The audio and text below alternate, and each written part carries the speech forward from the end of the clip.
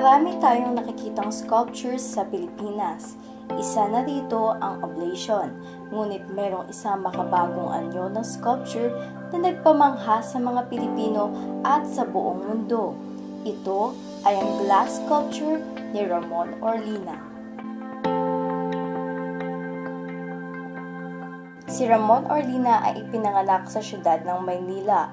Nakapagtapos siya ng BS Architecture sa Universidad ng Santo Tomas at nagtrabaho bilang isang arkitekto hanggang 1974.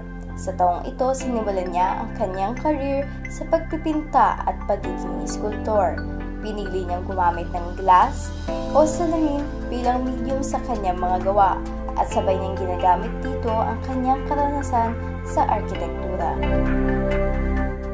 Sa 4 na dekada ng pagiging iskultor, marami siyang natangong parangal sa larangan ng sculpture.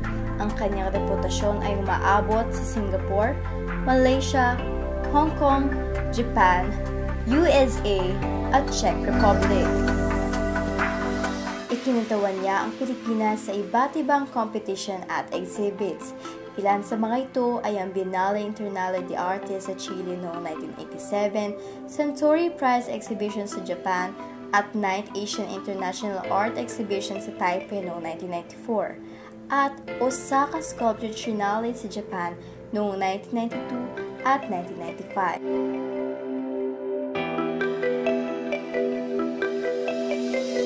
Noong 1999, nakamit niya ang Mr. F. Prize sa Toyomura International Sculpture Biennale sa Hokkaido, Japan. Sa kompetisyon na ito ay may 956 entries at 65 participating countries. Ang kanyang winning piece ay ang Silvery Moon na isang glass sculpture. Noong Enero 2000, nakamit niya ang first prize sa sculpture category sa International Biennale of Basketball in the Fine Arts na ginanap sa Madrid, Spain. Ang kanyang winning piece ay ang Basketball Mi Mundo. Marami na rin siyang ikinomisyon ng mga sculptures dito sa Pilipinas. Ilan sa mga ito ay ang Resurrection sa Edsa Shrine, Tabernacle Altar at Munger's Cross sa Greenbelt Chapel, at ang Cuatro Mundial sa Universidad ng Santo Tomas.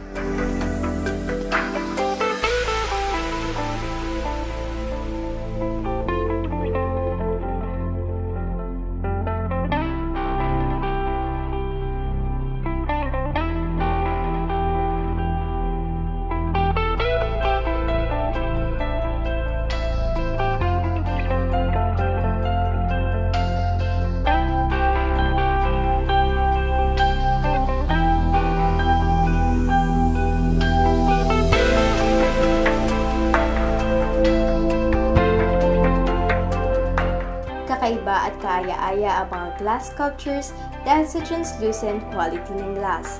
Kapag titingnan natin ang harap ng sculpture, bahagyang makikita rin natin ang mga detalye sa likod nito.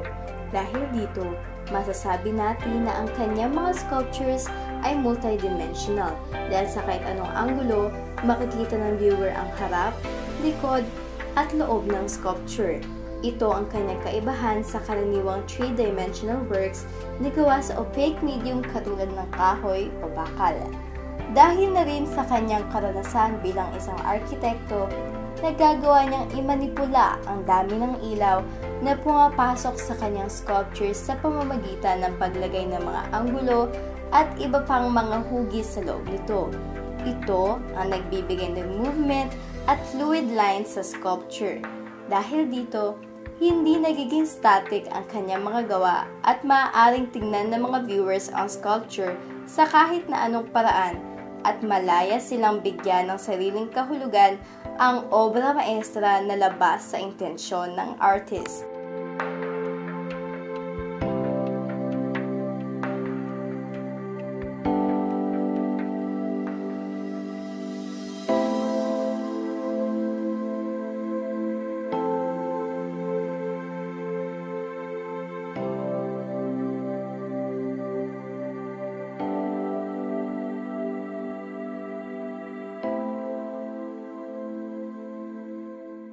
Yung mga broken ng glass. Mga galing sa. So naka-cranes siya. na-transport from other overseas.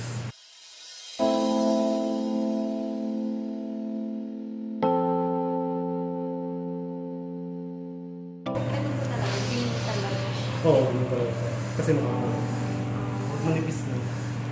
Colorless.